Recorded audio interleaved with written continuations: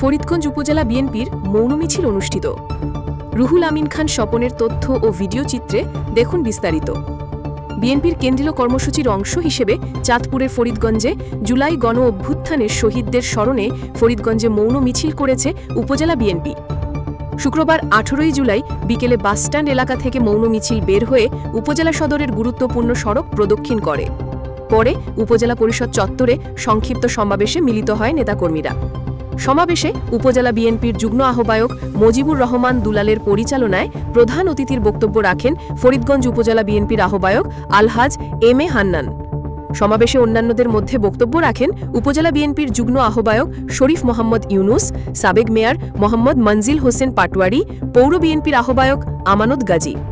এ সময় উপস্থিত ছিলেন উপজেলা বিএনপির যুগ্ম আহ্বায়ক ড আবুল কালাম আজাদ, আবু জাফর খসরু মোল্লা, আব্দুল খালেক পাটোয়ারি, মহসিন মোল্লা, মাসুদ আলম, উপজেলা যুবদলের সভাপতি আমজাদ হোসেন শিপন, সাধারণ সম্পাদক জাহাঙ্গীর আলম নান্টু, পৌর যুবদলের সভাপতি ইমাম হোসেন পাটোয়ারি, উপজেলা ছাত্রদলের সভাপতি মেহেদি হাসান মঞ্জু, সাধারণ সম্পাদক আবু ইউসুফ চৌধুরী শাওন প্রমুখ।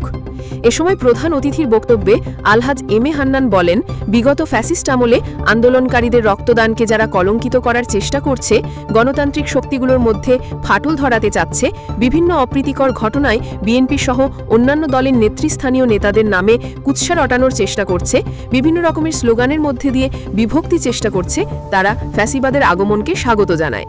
তিনি আরও বলেন, বিগত 17 বছরের আন্দোলন সংগ্রামের ধারাবাহিকতায় 2024-এর জুলাইয়ের ছাত্র জনতার গণ অভ্যুত্থানে সংগঠিত হয়েছে।